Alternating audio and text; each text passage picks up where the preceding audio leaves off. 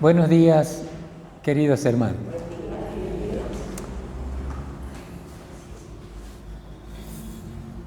En esta mañana nosotros vamos a ver cuatro...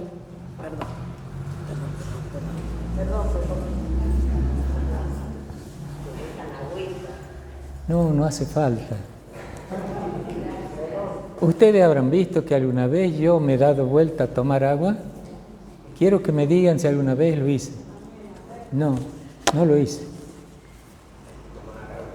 Vamos a comenzar de nuevo. Buenos días, queridos hermanos. En esta mañana vamos a ver 4 tipos de corazones humanos. Es decir, el corazón humano como 4 tipos de terreno. Me gustaría que piensen, porque en realidad la parábola que Jesús habló para explicar este tema es la primera parábola que Él lo hizo. Está en Mateo.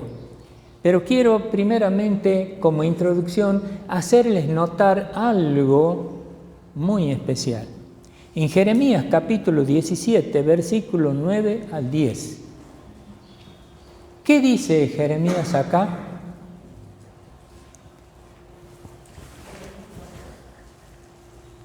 Vamos a esperar que lo pongan porque en realidad este es el detonante. Esta es la razón fundamental de la prédica de Jesús. Dice en el versículo 9: engañoso es el corazón más que todas las cosas y perverso. ¿Quién lo conocerá? Hay una pregunta extraordinariamente importante. El corazón humano es engañoso más que todas las cosas y perverso. ¿Quién lo puede conocer al corazón? Hay también una respuesta extraordinaria. Dios dice: yo lo conozco. En el versículo 10 dice: yo Jehová, dice que lo conoce, que escudriña la mente y prueba el corazón para dar a cada uno según su camino, según el fruto de sus obras. El corazón humano es perverso. ¿Quién lo puede conocer? Solo Dios lo puede conocer. Y en ese sentido, Dios está preocupado porque en realidad, según el corazón nuestro, según los frutos que nuestro corazón da, Dios nos bendice. Sin embargo, hay mucha gente que se cree buena y que, cree que no le hace falta a Dios. Ahora veremos una parábola del Señor Jesús para mostrar lo difícil que es entrar en el reino de Dios. Porque ustedes se darán cuenta que si el corazón es tan perverso, que es esquivo, que ni él mismo se entiende, entonces Jesús está preocupado por esto. Dice Jesús que hay 4 tipos de corazones. Y vamos a leer en Mateo capítulo 13, versículo 1 al 9. Esta es la famosa parábola del sembrador. Aquí el Señor Jesús nos muestra el corazón humano como 4 tipos de terreno. Y vamos a leerlo a lo que dice Jesús. Si nos ponemos a ver, pareciera que esta es la primera parábola que Jesús enseñó. La parábola del sembrador. Y fíjense en ustedes, está en Mateo capítulo 13, versículo 1 al 9. ¿Qué dice acá? Vamos a leerlo. Aquel día salió Jesús de la casa y se sentó junto al mar. Y se juntó mucha gente, y entrando él en la barca, se sentó, y toda la gente estaba en la playa. Y les habló muchas cosas por parábolas, diciendo: he aquí el sembrador salió a sembrar. Y mientras sembraba, parte de la semilla cayó en el camino. Y vinieron las aves y la comieron. Parte cayó en pedregales, donde no había mucha tierra, y Brotó pronto porque no había profundidad de tierra. Pero salió el sol, se quemó y porque no tenía raíz se secó. Y parte cayó en los espinos y los espinos crecieron y la ahogaron. Pero parte cayó en buena tierra y dio frutos, cuál a 100, cuál a 70, cuál a 30. Y luego termina: es necesario que oigan. Si tienen oído, les dijo Jesús, tienen oído para oír, oigan. Es muy importante lo que estoy diciendo. Luego Jesús la explica la parábola, pero ya vamos a leerla cuando necesitemos la explicación. Un tipo de corazón, según lo que acabamos de leer en el versículo 4, es duro como la tierra de un camino. Ustedes saben que el lugar más duro es el camino. Y Jesús no estaba hablando de pavimento ni nada. Allá era el camino de la tierra, por donde iban los animales, por donde iba la gente, por donde transitaba. Durísimo es el camino. Hay veces que para no ensuciarnos tanto si llueve vamos por el camino, porque es duro. La primera cosa, este camino es un camino duro. Y fíjense en ustedes, la semilla sembrada quedó sobre la dura superficie. Este es el primer concepto de terreno de corazón humano. Es duro como el camino. La semilla sembrada. Jesús dice que la semilla es la palabra de Dios. Esa semilla sembrada queda sobre la superficie dura del camino. Vienen las aves, por lo general, detrás del sembrador siempre hay muchos pájaros. Y los pájaros o las aves la comen a la semilla. Jesús, al explicar, dice en el versículo 19, y ahora voy a pedir a Johnny, ponelo, la explicación de Jesús. Jesús dice: este es el caso de alguien que oyó la palabra del reino y no la entiende. Cuando se siembra la palabra y el corazón es duro como un camino, la palabra es sembrada, pero esa persona no entiende. No entiende. Y vienen las aves y le arrebatan lo sembrado. Es decir, que él explicita, lo dijo en una manera metafórica, que eran los pájaros, pero dice: viene el diablo, viene el enemigo y le levanta, le arrebata la semilla sembrada. Y esa persona queda como si nunca le hubieran sembrado. Este es el caso que fue sembrado junto al camino, un suelo duro, un corazón duro. En general son oyentes distraídos, son oyentes que quieren escuchar, pero digamos a veces por compromiso. No vienen predispuestos, no han preparado su corazón para decir: bueno, yo quiero escuchar la palabra de Dios. No se dan cuenta que la vida es breve. La mayoría de nosotros pensamos que vamos a vivir eternamente. Pocos somos los que pensamos en la muerte. Pero ustedes saben que en la antigüedad, tanto los hombres políticos, científicos, en su escritorio ponían una calavera. La cabeza de un ser humano, ya vieron ahí. ¿Y para qué la ponían a esa calavera en el escritorio? La única razón que la ponían ahí no era por una cuestión morbosa, no. Querían recordarse a sí mismo que la vida es corta y que pronto puede venir la muerte. Era para recordarse, eso era la única función, para recordar que el tiempo es corto y que la muerte puede llegar en cualquier momento. Fíjense ustedes, recordar que pronto viene la muerte, pero además de eso, hace 2024 años que Jesucristo está predicando el Evangelio. 3 años estuvo acá en la tierra predicando, enseñando a sus apóstoles, Pero, digamos, a partir de allí, la prédica, que decimos que el único camino, la verdad y la vida, es Jesucristo, ¿ves? Entonces, la oportunidad esta que nos da Dios, no nos damos cuenta que la oportunidad en general es una diosa soberbia. No espera a los que no están preparados. Entonces, digo yo, Señor, sigue llamando. En realidad, Jesucristo sigue llamando a toda la humanidad.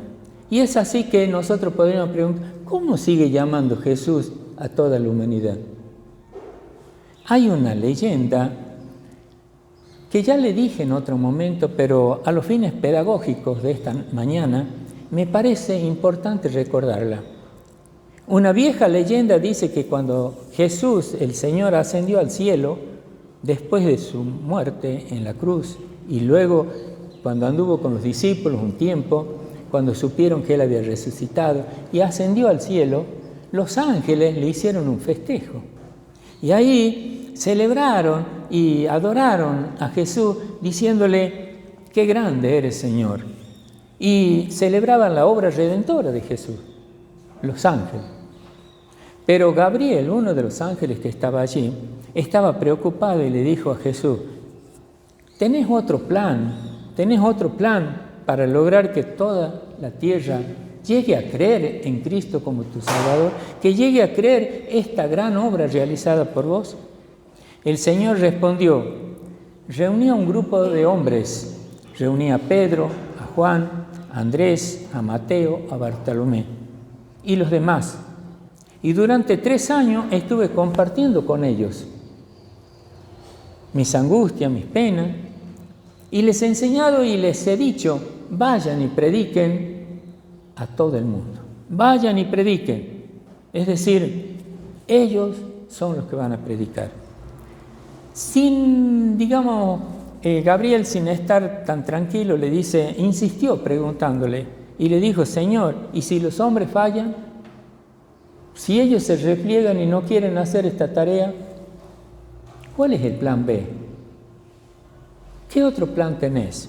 Jesús dijo, no tengo ningún otro plan. Solo aquellos que me conocen, aquellos que verdaderamente han creído que yo soy el camino, la verdad y la vida, aquellos que han llegado a decirme, perdóname mis pecados, solo esos son Pedro, Juan, Santiago. Ellos van a seguir predicando. Y esta leyenda, fíjense en ustedes, hermanos, esta leyenda nos muestra o nos enseña el Señor Jesucristo que cuenta con todos nosotros. Porque así como los ha nombrado todos los discípulos, seguramente que en esta mañana dice, ¿quiénes van a seguir predicando? Y ustedes, dice Jesús, ustedes. Porque nosotros, hermanos, somos los pies, somos la boca y somos las manos de Jesús. No hay otro. Este es el tipo de corazón que es duro como un camino. El segundo tipo de corazón es como un terreno lleno de pedregal, lleno de piedras. No sé si ustedes han notado que cuando un terreno está lleno de piedra, con el tiempo va cayendo la tierra del ambiente y se va formando una capa sobre las piedras. Dice el Señor acá, aquí entre las piedras con el tiempo se fue acumulando, esto dice en la parábola, pero no hay mucha tierra. Las semillas caen ahí, brota pronto, porque no tenía profundidad la tierra. Pero al brotar pronto, también cuando sale el sol, la quema, porque no tiene raíces profundas. Las raíces son superficiales. Brotó tan pronto porque estaba superficialmente la semilla. Entonces, Jesús insiste en esto y Él explica en el versículo 20 de la explicación, Él dice que este que fue sembrado oye la palabra, y a los que sembrado así con un terreno, un corazón tipo pedregoso, cuando escuchan la palabra se ponen gozosos, casi en el acto, tiran bombas. Es como que prestan atención y dan gloria a Dios de haber escuchado este mensaje. Están contentos, felices se sienten, pero así con esa rapidez con la que se nutren su corazón, pronto al salir el sol es quemada y queda inútil la semilla sembrada. Les voy a mostrar un testimonio de un hermano para que nosotros veamos la reacción cuando es sembrada en este tipo de corazón. Hay un hermano que tuvo una ceremonia religiosa cuando murió una hermana en una iglesia. Él textualmente escribe así: después que prediqué en el templo de la Cuarta Iglesia Bautista de la ciudad de Juárez, en el funeral de la hermana María Esther Muñoz, allí en el funeral había una señora católica romana que se encontraba en el funeral, una dama muy distinguida. Se acercó a mí y me agarró mis manos al final del servicio fúnebre y me dijo: Señor, qué lindo ha predicado. Qué lindo ha predicado usted. Qué palabras tan bonitas dijo. Con palabras así, hasta a uno le dan ganas de morirse. Entonces, esta señora evidentemente ha oído la palabra de Dios. Esta señora evidentemente se puso feliz y contenta de haber escuchado la palabra de Dios. Pero hermanos, escuchar la palabra de Dios no garantiza ir al cielo. Oír la palabra de Dios y ponerse contento y tirar bomba, eso no me garantiza que yo soy salvo. Para ser salvo, yo debo creer que la obra redentora de Jesús en la cruz me limpia de todo pecado, que Él tiene el poder de limpiarme. Por eso en la puerta hemos puesto que Jesús dijo: yo soy el camino, la verdad y la vida. Nadie viene al Padre sino por mí. Usted puede escuchar, puede creer, puede no creer, puede ponerse contento, pero hay que creer que el único que le puede perdonar sus pecados es Jesucristo. Entonces, estimados hermanos, me ha parecido a mí importante hacerles notar que efectivamente somos pecadores y que necesitamos nosotros de Dios, que sería un absurdo pensar que no lo necesitamos a Dios. Uno de los ejemplos, también lo he dicho en otro momento, pero me ha parecido didáctico y pedagógico volverles a contar. Ustedes saben el caso de esta señora Anna Lander, es una periodista norteamericana, es consejera familiar. En una entrevista en televisión, ella declaró que más o menos 1 millón de cartas recibe al año. Le preguntaron los periodistas si las cartas tenían algún denominador común, es decir, si había algún mensaje común en todas ellas. Y la Anna Lander, sin titubear, dijo: sí, hay un mensaje común. Y ese mensaje es más o menos el siguiente: todas las personas me dicen: ¿qué anda mal en mí? ¿Qué anda mal en mí? Esta pregunta la hacen a los pastores, a los psicólogos, a los psiquiatras y aún a los médicos. Gente muy atormentada porque no sabe qué le pasa. Gente que necesita la ayuda. Gente que efectivamente necesita que alguien cambie su vida. Y ¿saben una cosa? La Biblia dice que andamos mal por causa del pecado. Es decir, que a la respuesta a la pregunta de ese 1 millón de personas en Estados Unidos que no sabe qué anda mal en su vida, por qué anda mal en su vida, nosotros andamos mal por causa del pecado. La Biblia dice, andamos mal por causa del pecado. Puede parecer una trivialidad, parece un insignificante, que por el pecado andamos mal. Sí, señores, por el pecado andamos mal. Nuestro problema número 1 es el pecado. Todos nuestros males se deben al pecado. Voy a invitarlos, con el tiempo Pablo esto entendió, el apóstol Pablo, el San Pablo, el Pablo de Tarso, que es lo mismo. Es decir, Pablo en Romanos, capítulo 3, versículo 10 al 11, dice lo siguiente. Nos enmarca y nos dice, nosotros somos, como está escrito, no hay justo ni aun uno. No hay justo. En segundo lugar, versículo 11 dice, no hay quien entienda, no hay quien busque a Dios. Equivocadamente a veces nosotros pensamos que nosotros lo buscamos a Dios. Dios está a la puerta y llama, no le damos bolilla a nosotros. Recuerdo una ilustración que una vez un señor decía, he andado buscándole a Dios por todas partes. Cuando volví a la casa, Dios estaba parado en la puerta. Durante todo ese tiempo había estado buscándolo. Dios nos busca a nosotros. En el versículo 12, todos se desviaron y aún se hicieron inútiles.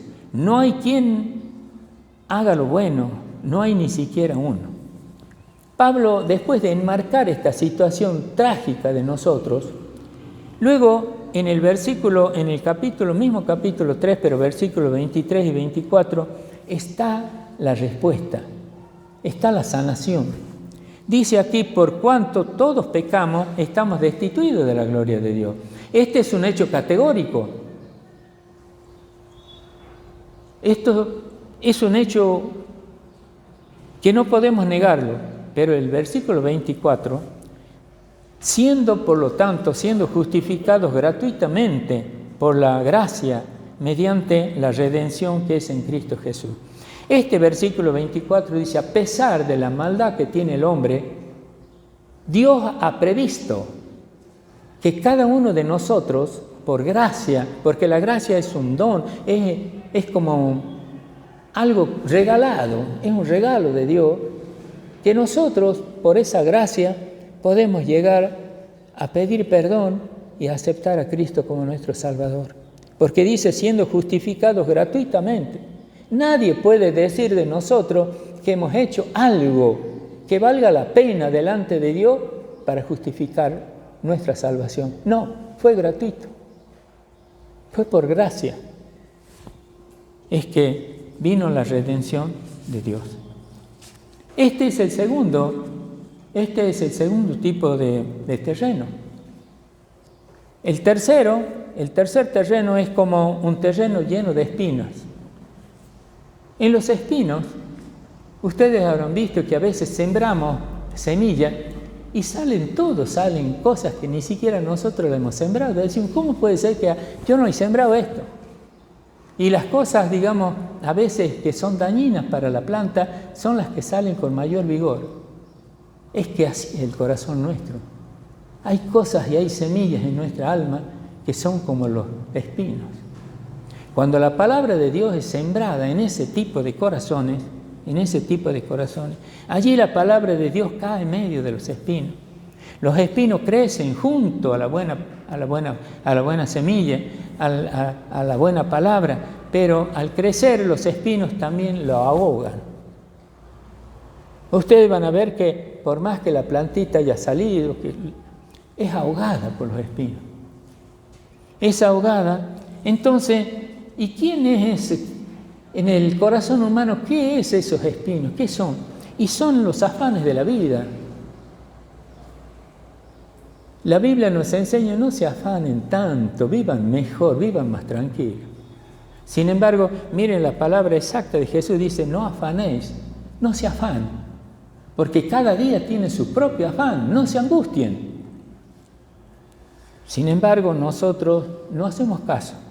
Entonces, y la otra cosa es que también los grandes afanes por la plata, por el dinero, la riqueza, el ser humano se siente ahogado por esas cosas. Miren, me gustaría que reflexionemos una cosa. El día que hemos nacido nosotros, ¿ustedes recuerdan cuánta plata han traído? No han traído nada. El día que nosotros hemos nacido no hemos traído ni 5. Y cuando nos mueramos, ¿ustedes creen que va a llevar un billete? Tampoco. Ni cuando nacemos ni cuando nos morimos tenemos plata. ¿Por qué tanto afán por la guita? Debemos ser más inteligentes, porque la palabra de Dios no es solo para que nos lleve al cielo, también para que vivamos felices aquí. Si hacemos caso a Dios, vamos a vivir mejor acá.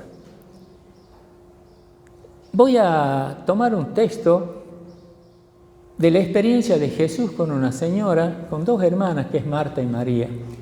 En Lucas capítulo 18, del 38 al 42. Qué interesante sería. Y ahora ustedes piensen a quién representamos cada uno de nosotros. Dice, aconteció que yendo camino, entró en una casa, entró en una aldea y una mujer llamada Marta le recibió en su casa. Esta tenía una hermana que se llamaba María, la cual, sentándose a los pies de Jesús, oía su palabra. Pero Marta se preocupaba mucho por los quehaceres. Acercándose Marta, le dijo a Jesús, Señor, ¿no te da cuidado que mi hermana me deje servir sola? Porque ella andaba con la pichana por todos lados, con la escoba. ¿No te da cuidado que me dejes a mí solo para servir? Le dice la Marta a Jesús. Miren la respuesta que le dio Jesús. Respondiendo Jesús le dijo, versículo 41. Respondiendo Jesús le dijo, Marta, Marta. Ustedes saben que Jesús repite esta frase, Marta, Marta, o Moisés, Moisés. 7 veces hay en la Biblia esta expresión. Pero acá está con Marta. Marta, Marta, turbada, afanosa y turbada estás por las muchas cosas. ¿Por qué estás tan preocupada?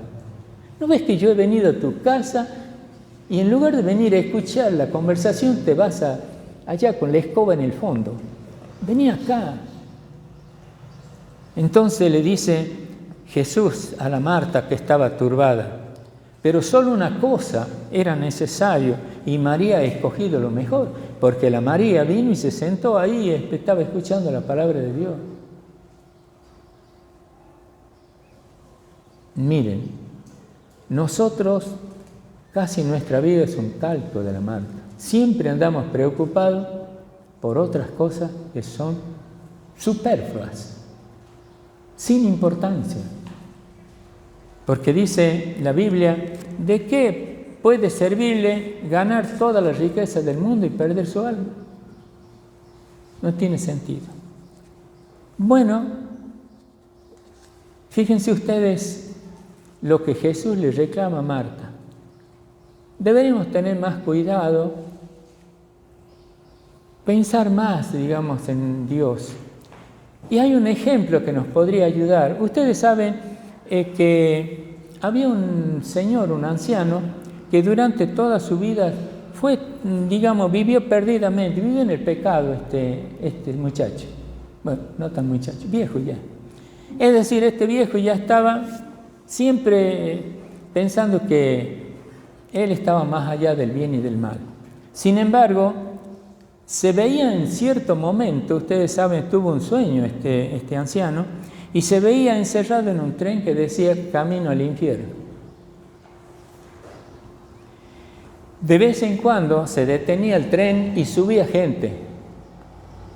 Había gente, tanto mujeres como varones, llevando grandes paquetes, digamos, que habían robado o que con el engaño y con todo eso habían engañado a la gente y tenían allí. Llevaban lo que habían adquirido durante su vida. Cuando al ver esto el anciano se puso nervioso Este anciano empezó a sentirse inquieto y quería salir, quería bajarse, pero se sentía como clavado en el asiento, no podía moverse. Entonces, sus compañeros, al verle tan inquieto y que quería abandonar el tren, empezaron a cargarlo y a decir cosas. Dice, sus compañeros, al verle tan inquieto y deseando abandonar el tren, se reían de él. No hay ninguna estación que se llame infierno, dijo uno. En segundo lugar, si vamos al infierno somos muchos y tendremos compañía y nos vamos a divertir, dijo otro. Otro dijo, todavía tenemos mucho tiempo, el que quiera bajarse tendrá posibilidad de bajarse. Entonces, miren, esto estaba ocurriendo en el momento que alguien grita y dice, ¡el infierno! Bájense todos. En ese momento, para la gracia, digamos, para la bondad, misericordia, dice, el viejo se despierta, porque estaba soñando. Se despierta. Y dice, gracias a Dios que había sido un sueño. Pero ¿saben? Esta es la realidad de muchas personas. Esta es la realidad de muchas personas. Entonces, al darse cuenta que era un sueño, dice, gracias a Dios, había estado soñando. Y este sueño no es cualquier sueño. Ahora me doy cuenta que he estado yendo justamente en el tren hacia el infierno. Ahí nomás se bajó de la cama, se arrodilló, pidió perdón a Dios y dijo, Señor, perdóname. Me doy cuenta que voy mal, que estoy en un camino malo. Esta es una decisión sabia. El cuarto camino es el cuarto tipo de corazones que muestra Jesús durante la prédica del sembrador. Es aquel corazón donde se siembra y tiene buena tierra. Es una tierra tan apta que dice Jesús que da fruto. La diferencia entre este corazón último y los tres primeros es que este da fruto. Este corazón da fruto. Es un corazón que verdaderamente ha tenido un premio. Y Jesús dice, parte cayó en la tierra y dio fruto del 100%, del 70%, del 30%. No todos dan el mismo fruto. Cuando llegó a conocer a Cristo, algunos dan fruto del 100%, otro el 70%, otro el 30%. Pero todos dan fruto. Entonces, Jesús está tratando de hacernos entender a todos. Y en el versículo 23, cuando Él explica, dice que este fue sembrado en buena tierra, es la persona que oye la palabra de Dios, la oye, entiende la palabra de Dios y él se arrepiente y da fruto. Hermanos, nosotros podríamos pensar o preguntarnos, ¿cuál es ese fruto que da el corazón? ¿Cuál es ese fruto? Y la respuesta está en Gálatas. Pablo, inspirado por el Espíritu Santo, nos narra el fruto que el corazón recibe y crea en el momento que ha llegado a creer en Cristo como su Salvador. Como su Salvador. ¿Cuál es? Gálatas capítulo 5, versículos 22 al 26. En el 22 dice, más el fruto del Espíritu Santo es amor, gozo, paz, paciencia, benignidad, bondad, fe, mansedumbre y templanza. Es como un ramillete, es como un racimo de algo. El fruto es como eso, tiene todas estas características, bondades. En el versículo 24, pero los que son de Cristo han crucificado la carne y sus pasiones y deseos. El 25, si vivimos en el Espíritu, andemos también en el Espíritu. No nos hagamos vanagloriosos los unos con los otros. No nos irritemos, dice Pablo, incluso seguidamente. Seamos bondadosos. Pongan en juego el poder del Espíritu Santo. Si en algo deben embriagarse, dice Pablo, embriaguense con el poder del Espíritu Santo. No lo hagan con el alcohol, porque ahí hay disolución. Entonces, la reflexión que nos queda y de lo que estamos viendo, este fruto del Espíritu Santo es como si se repartiera en tres partes, una para con Dios. Y esa relación con Dios tiene que ver el amor a Dios, el gozo con Dios y la paz con Dios. Que son miren, el primero dice amor, gozo y paz. Amor, gozo y paz. El cuarto, el quinto y el sexto tienen que ver con el prójimo. Como el poder del Espíritu Santo, si me domina, yo debo ser un hombre paciente. Debo ser un hombre benigno. Debo ser un hombre bondadoso con mi prójimo. Tengo que ayudarlo. Tengo que comprenderlo.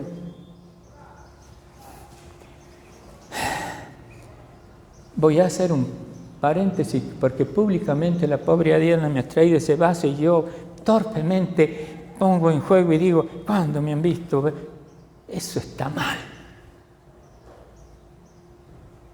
Te pido disculpas, Adriana, porque sé que me querés, porque sé que sos bondadosa conmigo. Así que, hermano, la cosa es que hay que ser más humilde. Y cuando estamos relacionando con nosotros mismos,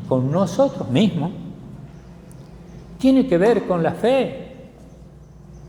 Hay algo que nos distingue, es la fe, la bondad esa que debe haber en nosotros con este Dios todopoderoso. La mansedumbre, no puede ser un hombre, no sé cómo poder decir, como un animal chúcaro, no, debe ser manso. Y en tercer lugar, debe haber templanza. Eso es lo que debe haber. Estimados hermanos, en realidad, fíjense en ustedes, desde 2024, quiere decir que hay 2024 años desde que Jesús nació hasta ahora, cuando se está predicando el Evangelio. Es el propio Señor Jesucristo que dijo, yo soy el camino, la verdad y la vida. Nadie viene al Padre sino por mí.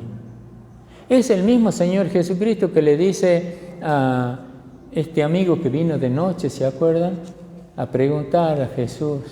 Y entonces en el versículo 3 al 16 de Juan dice, porque de tal manera amó Dios al mundo que ha dado a su Hijo unigénito, para que todo aquel que en Él cree no se pierda, mas tenga vida eterna.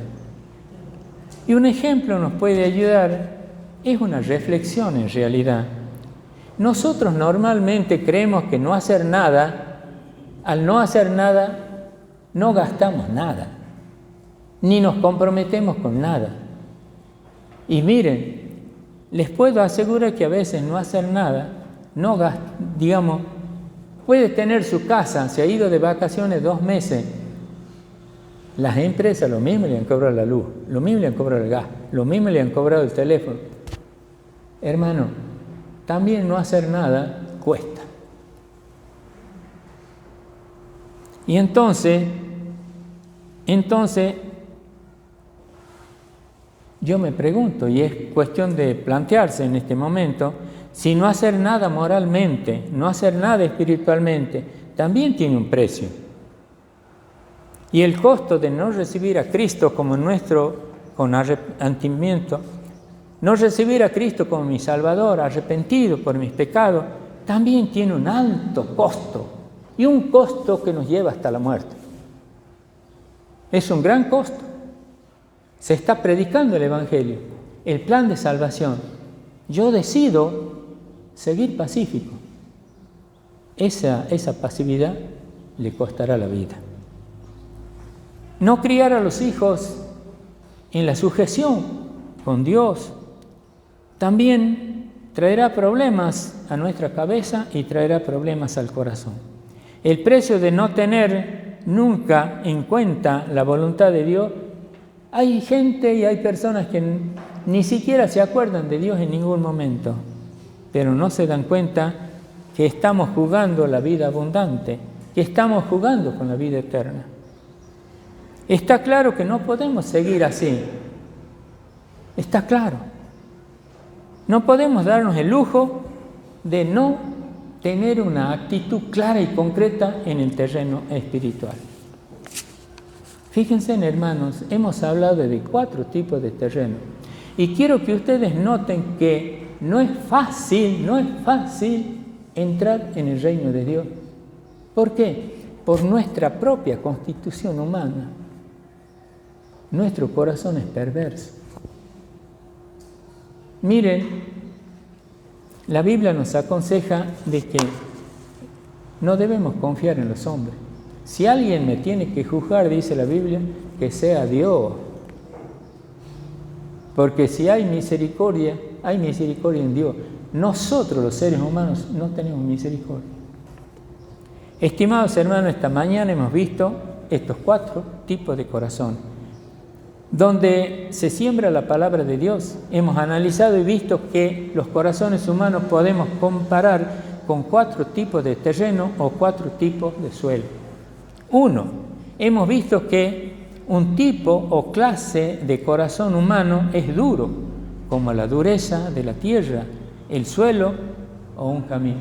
El primer tipo de corazón es tan duro como la dureza de un camino. La palabra de Dios puede ser sembrada y ahí va a quedar, hasta que viene el diablo y la lleva. En segundo lugar, hemos visto que hay un corazón donde lleno de espinos y lleno de pedregales, es el segundo. Es un corazón que pronto recibe la palabra, se pone contento, feliz, pero pronto también cuando el sol sale se seca, porque no tiene raíz. La tierra fue ahí muy superficial. El tercer tipo de corazón es el que está lleno de espinos. Los espinos salen. Aquí juega mucho el quehacer ese que nosotros tenemos en nuestra vida y las preocupaciones y la angustia por el dinero, sin darnos cuenta que nada trajimos y nada llevaremos. Y el último es el tipo de corazón como terreno fértil, donde recibe la palabra de Dios porque estuvo preparado. Vino tratando de buscar algo. No siempre venimos así. Entonces estamos buscando y ese corazón recibe el fruto, recibe la palabra de Dios y da fruto.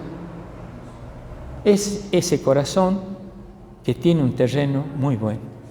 Estimados hermanos, termino así. Que Dios nos ayude a procurar tener un corazón con un terreno fértil, un terreno donde verdaderamente cada uno de nosotros pueda recibir el poder del Espíritu Santo y que nos transforme y demos fruto. Que podamos controlar nuestra vida.